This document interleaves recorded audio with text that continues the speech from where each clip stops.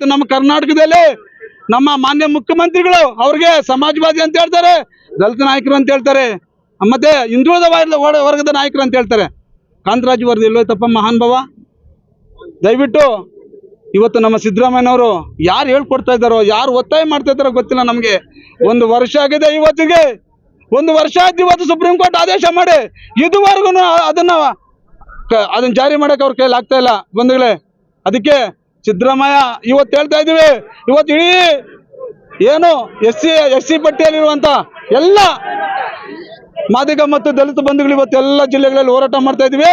ನಿಮ್ಗೆ ಎಚ್ಚರಿಕೆಯನ್ನ ಕೊಡ್ತಾ ಇದೀವಿ. ಇವತ್ತು ನೀವು ಕೂಡಲೇ ಇದನ್ನ ಏನಾದ್ರು ಮುಂದಿನ ದಿನಗಳಲ್ಲಿ ಆದೇಶ ಮಾಡಲಿಲ್ಲ ಅಂದ್ರೆ ನಾವು ಮುಂದೆ ಈ ರಾಜ್ಯಾದ್ಯಂತ ಒಂದು ವಿರುದ್ಧವಾದಂತ ಹೋರಾಟ ಮಾಡ್ತೀವಿ.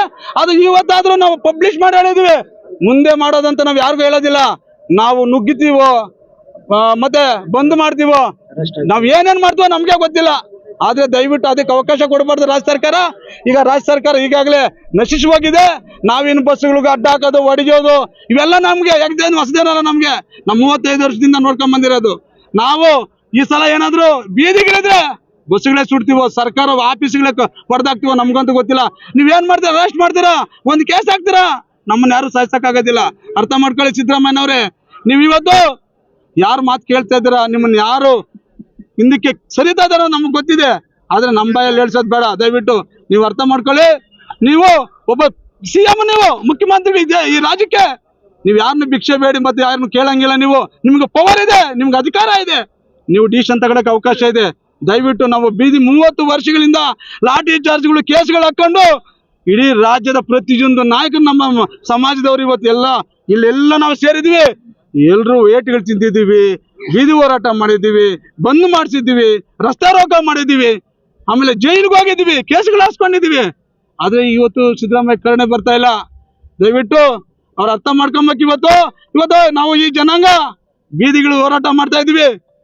ಅದಕ್ಕೆ ದಯವಿಟ್ಟು ಅರ್ಥ ಮಾಡ್ಕೊಳ್ಳಿ.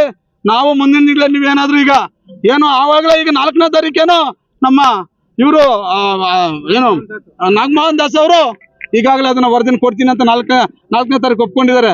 ನಾವು 4ನೇ ತಾರೀಕು ಕೊಡೋದಲ್ಲ, ನೀವು ಒಂದೇ ಸಲ ಆದೇಶ ಮಾಡಬೇಕು. ನೀವೇನು ಎಲೆಕ್ಷನ್ ಅಲ್ಲಿ ಹೇಳಿದ್ರಿ, ನಿಮ್ಮ ಅಜೆಂಡಾದಲ್ಲಿದೆ, ನೀವು ಹೇಳಿದಿರಿ ಏನಂತ, ನಾನು ಮೊದಲನೇ ಸರ್ಕಾರ, ನನ್ನ ಸರ್ಕಾರ ಅಧಿಕಾರಕ್ಕೆ ಬಂದ್ರೆ ಮೊದಲನೇ ಅಧಿವೇಶನದಲ್ಲಿ ನಾನು ಜಾರಿ ಮಾಡ್ತೀನಿ ಅಂತ.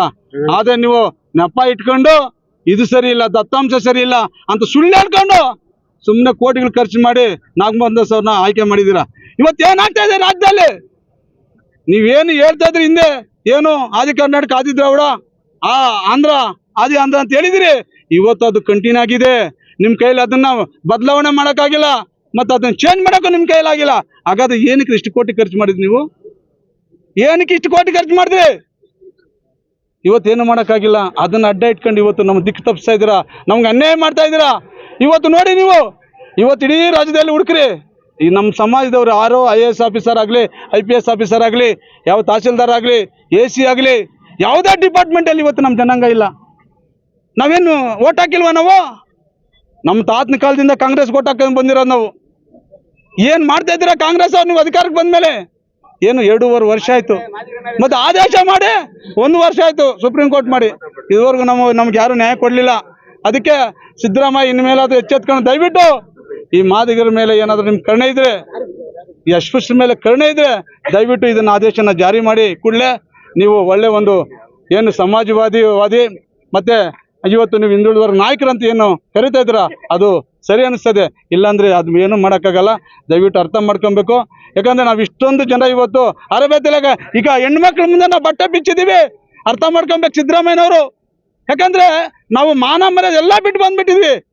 ಅಟ್ಲೀಸ್ಟ್ ನಮಗಂತೂ ಏನು ಸಿಗಲ್ಲ, ನಮ್ಮ ಮಕ್ಕಳಿಗಾದ್ರೂ ನ್ಯಾಯ ಸಿಗಲ್ಲ ಅಂತ ನಾವು ಇವತ್ತು ಹೋರಾಟ ಮಾಡ್ತಾ ಇದೀವಿ.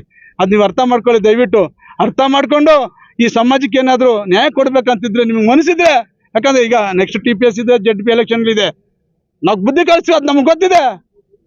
ಅದಕ್ಕೆ ನಾವು ಹೇಳೋದು, ದಯವಿಟ್ಟು ನೀವು ಈ ಒಂದನ್ನ ನಾವೇನಿವತ್ತು ಮೆಮೊರಾಂಡಮ್ ಕೊಡ್ತಾ ಇದೀವಿ ನಿಮಗೆ.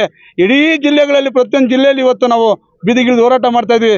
ದಯವಿಟ್ಟು ಅದನ್ನ ಕೂಡಲೇ ತಗೊಂಡು ನೀವು ಈ ಜನಾಂಗಕ್ಕೆ ನ್ಯಾಯ ದೊರಕಿಸ್ಕೊಡ್ತೀರಂತ ನಾನು ಈ ಮೂಲಕ ಕೇಳ್ಕೊಡ್ತೇನೆ. ಇಲ್ದಿದ್ರೆ ಮುಂದಿನ ದಿನಗಳಲ್ಲಿ ನಾವು ಏನು ಹೋರಾಟ ಮಾಡ್ತೀವೋ ನಮಗೂ ಗೊತ್ತಿಲ್ಲ. ಆಮೇಲೆ ನಾವು ಕೇಸ್ಗಳು ಹಾಕಿದ್ರೂ ಪರವಾಗಿಲ್ಲ, ನಮ್ಮ ಜೈಲಿಗೆ ಹೋದ್ರೂ ಪರವಾಗಿಲ್ಲ, ನಾವೆಲ್ಲಕ್ಕೂ ರೆಡಿ ಇದ್ದೀವಿ. ಅದಕ್ಕೆ ಅವಕಾಶ ಮಾಡಿಕೊಡ್ಬೇಕು ಅಂತ ನಾನು ನಿಮ್ಮ ಮೂಲಕ ಅವರಲ್ಲಿ ಕೇಳ್ಕೊಳ್ತೇನೆ.